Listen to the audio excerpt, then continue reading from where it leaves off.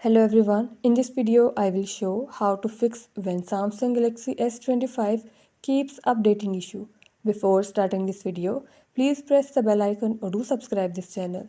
Let's start our video without wasting any time.